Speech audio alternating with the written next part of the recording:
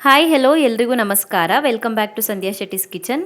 ಇವತ್ತಿನ ವಿಡಿಯೋದಲ್ಲಿ 1 ಕಪ್ ಅವಲಕ್ಕಿನ ಬಳಸಿಬಿಟ್ಟು ಮಾಡ್ಬೋದಾದಂಥ ತುಂಬಾ ಈಸಿ ಆಗಿರುವಂಥ ಟೇಸ್ಟಿ ಆಗಿರುವಂಥ ಸ್ನ್ಯಾಕ್ ರೆಸಿಪಿನ ಶೇರ್ ಮಾಡ್ತಾ ಇದ್ದೀನಿ.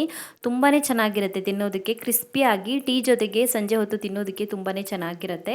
ಇದಕ್ಕೆ ಮೈದಾ ಹಿಟ್ಟಾಗಲಿ ಅಥವಾ ಅಡುಗೆ ಸೋಡಾ ಆಗಲಿ ಬೇಕಾಗಲ್ಲ. ನಾವು ಡೈಲಿ ಅಡುಗೆ ಮನೆಯಲ್ಲಿ ಬಳಸುವಂಥ ಸಾಮಗ್ರಿಗಳನ್ನ ಬಳಸಿ ಸುಲಭವಾಗಿ ರೆಡಿ ಮಾಡ್ಕೊಳ್ಬೋದು. ಮೊದಲಿಗೆ ನಾನಿಲ್ಲಿ 1 ಕಪ್ ಆಗೋಷ್ಟು ದಪ್ಪ ಅವಲಕ್ಕಿನ ಒಂದು ಬೌಲ್ಗೆ ಹಾಕ್ಕೊಂಡಿದ್ದೀನಿ. ಅವಲಕ್ಕಿನ ಚೆನ್ನಾಗಿ ತೊಳ್ಕೊಳ್ಬೇಕು. 3 ಇಂದ 4 ಸಲ ಚೆನ್ನಾಗಿ ತೊಳ್ಕೊಳ್ಳಿ. ಅವಲಕ್ಕಿನ ಚೆನ್ನಾಗಿ ತೊಳೆದ್ಬಿಟ್ಟು ಅದಕ್ಕೆ ಮತ್ತೆ ಒಂದು 2 ಲೋಟ ಆಗೋಷ್ಟು ನೀರನ್ನು ಹಾಕಿ 10 ನಿಮಿಷದವರೆಗೂ ನೆನೆಸ್ಕೊಳ್ಬೇಕು. ಅವಲಕ್ಕಿ ಮೆತ್ತಗಾಗಬೇಕು. ಅವಲಕ್ಕಿ ನೆಂದಾದ ನಂತರ ಅವಲಕ್ಕಿಯಲ್ಲಿರುವಂಥ ನೀರನ್ನು ಹಿಂಡಿ ತೆಗೆದು ಅವಲಕ್ಕಿನ ಬೇರೆ ಪಾತ್ರೆಗೆ ಹಾಕಿಟ್ಕೊಂಡಿದ್ದೀನಿ. ಇವಾಗ ಇದಕ್ಕೆ ಮಸಾಲೆ ಐಟಮ್ಸನ್ನು ಸೇರಿಸ್ಕೊಳ್ಳೋಣ.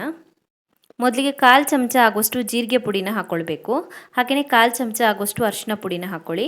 ಜೀರಿಗೆ ಪುಡಿ ಹಾಕ್ಕೊಳ್ಬೋದು ಅಥವಾ ಕ್ರಷ್ ಮಾಡಿಬಿಟ್ಟು ಕೂಡ ಹಾಕ್ಕೊಳ್ಬೋದು. ಜೀರಿಗೆನ ಜಜ್ಜಿಬಿಟ್ಟು ಹಾಕ್ಕೊಳ್ಬೋದು. ಹಾಗೆಯೇ 1/4 ಚಮಚ ಆಗೋಷ್ಟು ಅಚ್ಚಕಾರದ ಪುಡಿನ ಸೇರಿಸ್ಕೊಳ್ಬೇಕು. 2 ರಿಂದ 3 ಚಿಟಿಕೆ ಆಗೋಷ್ಟು ಇಂಗನ್ನು ಹಾಕ್ಕೊಳ್ಳಿ.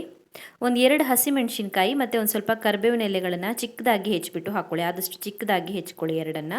ಒಂದು ಚೆನ್ನಾಗಿ ಹೆಚ್ಚಿರುವಂಥ ಈರುಳ್ಳಿನ ಹಾಕ್ಕೊಳ್ಬೇಕು.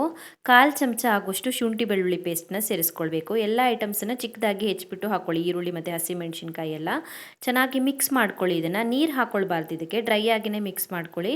ಇವಾಗ ಇದಕ್ಕೆ ಅರ್ಧ ಕಪ್ ಆಗೋಷ್ಟು ಕಡಲೆ ಹಿಟ್ಟನ್ನು ಹಾಕ್ಕೊಳ್ಬೇಕು. ಸೊ 1 ಕಪ್ ಅವಲಕ್ಕಿಗೆ ಅರ್ಧ ಕಪ್ ಆಗೋಷ್ಟು ಕಡಲೆ ಹಿಟ್ಟು ಹಾಕ್ಕೊಳ್ಬೇಕು. ರುಚಿಗೆ ತಕ್ಕಷ್ಟು ಉಪ್ಪನ್ನು ಹಾಕ್ಕೊಳ್ಳಿ. ಚೆನ್ನಾಗಿ ಮಿಕ್ಸ್ ಮಾಡ್ಕೊಳ್ಳಿ. ಇವಾಗಲೂ ನೀರು ಹಾಕೊಳ್ಳೋದು ಬೇಡ. ಅವಲಕ್ಕಿಯಲ್ಲಿರುವಂಥ ನೀರಿನ ಅಂಶನೇ ಸಾಕಾಗುತ್ತೆ. ಮತ್ತು ಎಕ್ಸ್ಟ್ರಾ ಹಾಕೊಳ್ಳೋದು ಬೇಡ. ಅವಲಕ್ಕಿ ನೆನೆಸ್ಕೊಂಡಿರ್ತೀವಲ್ವ, ಅದರಲ್ಲಿರುವಂಥ ನೀರೇ ಸಾಕಾಗುತ್ತೆ.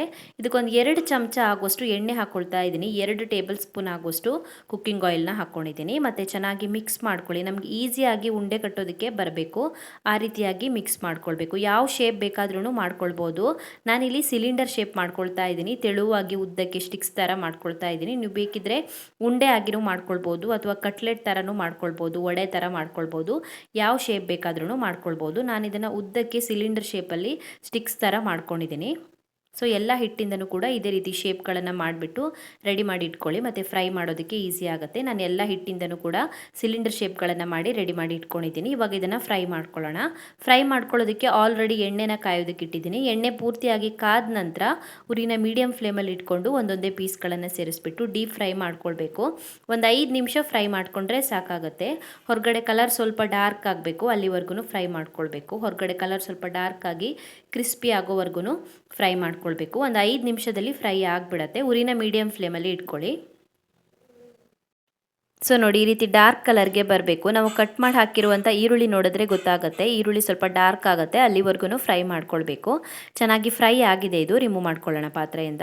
ತುಂಬಾ ರುಚಿಯಾಗಿರುತ್ತೆ, ಕ್ರಿಸ್ಪಿಯಾಗಿ ತಿನ್ನೋದಕ್ಕೆ ತುಂಬಾ ಚೆನ್ನಾಗಿರುತ್ತೆ. ಫ್ಲೇವರ್ ಕೂಡ ತುಂಬಾ ಚೆನ್ನಾಗಿ ಬರುತ್ತೆ ಇದ್ರದ್ದು.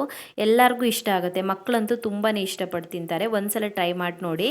ಇದಕ್ಕೆ ಅಡುಗೆ ಸೋಡಾ ಆಗಲಿ ಅಥವಾ ಮೈದಾ ಹಿಟ್ಟಾಗಲಿ ಬೇಕಾಗಿಲ್ಲ. ನಾವು ಡೈಲಿ ಅಡುಗೆ ಮನೆಯಲ್ಲಿ ಬಳಸುವಂಥ ಸಾಮಗ್ರಿಗಳನ್ನು ಬಳಸಿಬಿಟ್ಟು ಈ ರೀತಿ ರುಚಿಯಾಗಿರುವಂಥ ಸ್ನ್ಯಾಕ್ಸನ್ನು ರೆಡಿ ಮಾಡ್ಕೊಳ್ಬೋದು. ಸೊ ನೋಡಿದ್ರಲ್ಲ, 1 ಕಪ್ ಅವಲಕ್ಕಿಯಿಂದ ಯಾವ ರೀತಿಯಾಗಿ ಟೇಸ್ಟಿ ಆಗಿರುವಂಥ ಸ್ನ್ಯಾಕ್ಸನ್ನು ಮಾಡ್ಬೋದಂತ. ನಿಮಗೆ ಈ ರೆಸಿಪಿ ಇಷ್ಟ ಆಗಿದ್ದರೆ ವಿಡಿಯೋಗೊಂದು ಲೈಕ್ ಕೊಡಿ. ಹಾಗೆಯೇ ಕಮೆಂಟಲ್ಲಿ ತಿಳಿಸಿ ಹೇಗಿದೆ ಅಂತ. ಇನ್ನೂ ಹೆಚ್ಚಿನ ವಿಡಿಯೋಗಳಿಗೆ ನನ್ನ ಯೂಟ್ಯೂಬ್ ಚಾನಲನ್ನು ಸಬ್ಸ್ಕ್ರೈಬ್ ಮಾಡ್ಕೊಳ್ಳಿ. ಹಾಗೆಯೇ ನನ್ನನ್ನು ಫಾಲೋ ಮಾಡೋದನ್ನು ಮರಿಬೇಡಿ.